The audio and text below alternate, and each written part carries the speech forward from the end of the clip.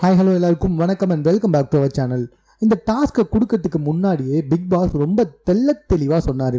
அதாவது இந்த டாஸ்க்கை என்ஜாய் பண்ணி விளையாடுங்க, கிளம்ஸி ஆக்காதீங்க அப்படின்ற ஒரு வார்த்தையை தெளிவாக சொன்னார். கத்திக்கிட்டு சத்தம் போட்டுக்கிட்டு இருக்காதீங்க, எந்த அளவுக்கு இன்ட்ரெஸ்டிங்காக கொண்டு போக முடியுமோ அவ்வளோ இன்ட்ரெஸ்டிங்காக கொண்டு போங்க அப்படின்னு சொல்லியிருந்தார். ஒவ்வொருத்தருக்கும் தனிப்பட்ட முறையில் ஒரு கதாபாத்திரங்கள் கொடுக்கப்பட்டிருந்துச்சு. அந்த கதாபாத்திரங்கள் எல்லாமே ரொம்ப சூப்பராக சொல்லியிருந்தாரு. அதாவது வீட்டுக்குள்ளே இருக்க கண்டஸ்டன்ட் எப்படி நடந்துக்கிறாங்களோ அந்த மாதிரியே வந்துட்டு கதாபாத்திரங்கள் கொடுக்கப்பட்டுச்சு. ஃபார் எக்ஸாம்பிள், கானா சாம்ராஜ்யம், தர்பி சாம்ராஜ்யம்.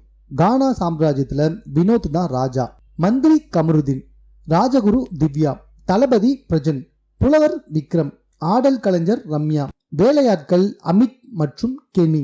இவங்களுக்கு தான் வந்துட்டு இந்த போஸ்டிங்கில் கொடுக்கப்பட்டிருக்கு. ஸோ இதுபடி தான் அவங்க வந்துட்டு அந்த கேரக்டரை ஏற்றுக்கிட்டு இன்ட்ரெஸ்டிங்காக கொண்டு போகணும்.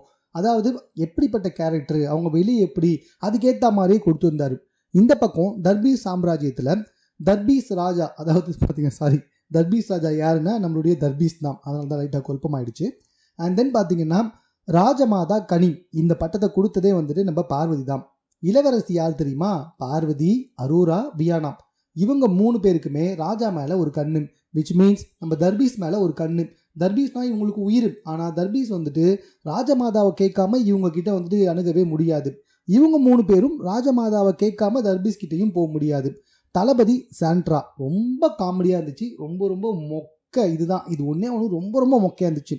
தளபதி பொசிஷனை வந்துட்டு சாண்ட்ரா கொடுத்துருக்காங்க. நான் ஒரு பெண் அப்படின்றதுனால சொல்லவே இல்லை.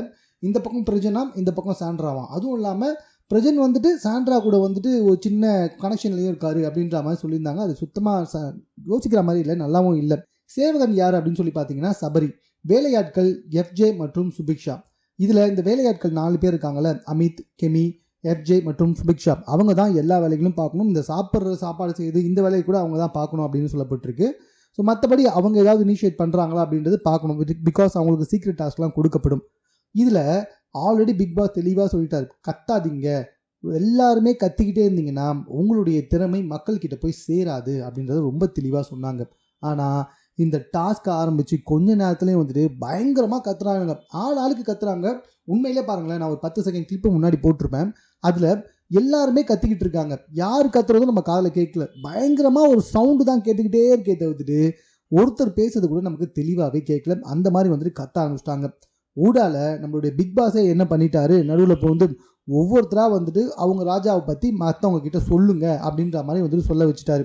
இப்படி இந்த டாஸ்கில் ஆரம்பித்த கொஞ்ச நேரத்திலே பிக் பாஸ் கிட்ட வாங்கி கட்டிக்கிட்டு, எப்பாடி நான் இல்லைனா உங்களால் எந்த டாஸ்க்குமே விளையாட முடியாதாதா, நீங்களே ஒரு டாஸ்க் ஆரம்பித்து விளையாடி முடிக்க மாட்டீங்களா அப்படின்னு பிக் பாஸ் செம கடுப்பாகிட்டாருன்றது ரொம்ப தெளிவாகவே புரிஞ்சுது. இந்த டாஸ்க் மூலமாக சண்டைகள் எது வரப்போகுதுன்னா எனக்கு தெரியாது. ஆனால் கண்டிப்பாக இதில் ஒரு சீக்ரெட் டாஸ்க் கொடுப்பாங்க, திருட்டுத்தனமாக கொடுப்பாங்க. ஆனால் இந்த டாஸ்க்கை பொறுத்த வரைக்கும் இன்னொரு முக்கியமான விஷயம் இருக்குது. கானா சாம்ராஜ்யம், கானா பெருசா இல்லை தர்பி சாம்ராஜ்யம் வந்து ரீல்ஸ் பெருசா, இது ரெண்டுத்தில் ஏதோ ஒன்று தான். அதாவது நடிப்பை வச்சு இவர் வந்துட்டு அவங்கள அட்டாக் பண்ணுவாங்களாம், கானாவில் வந்துட்டு கானா பாடி அட்டாக் பண்ணுவாங்களாம். 2 பேரையும் மாற்றி காய்ச்சிக்கிறது தான் டாஸ்கே அப்படின்னு சொல்லியிருக்காங்க. ஸோ இதில் வந்து சீக்ரெட் டாஸ்க்குக்கெல்லாம் எந்த மாதிரியான வேல்யூ இருக்கும் அப்படின்றது சுத்தமாக புரியல.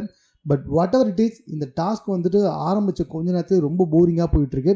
ஏன்னா ஆல்ரெடி இதுங்க எல்லாமே சண்டை தான் போட்டுக்கிட்டு உட்காந்துக்கிட்டு இருக்கு. ஸோ இப்போ வேற வந்துட்டு கலாய்க்கதையே வேலையாக கொடுத்தா, இந்த பக்கம் பாரு சைடு கத்த, அந்த பக்கம் வந்து கத்த, எப்பா ஒரே தலைவலி இருக்க ஆரம்பிச்சிடுச்சு இந்த டாஸ்க்கு. எனக்கு தெரிஞ்சு இந்த ஒரு வாரம் முழுக்க இந்த டாஸ்க் இப்படியே போச்சுன்னா நம்மலாம் பிக் பாஸ் பார்க்கறதே விட்டுருவோம் அப்படின்னு தான் எனக்கு தோணுது. உங்களுக்கு என்ன தோணுது அப்படின்றத நீங்கள் கமெண்ட்டில் தெரியப்படுத்துங்க. மேலும் இது போன்ற செய்திகளை கூட தெரிந்து கொள்வதற்கு நம்ம சென்னை சேனலை சப்ஸ்கிரைப் பண்ணுங்கள்.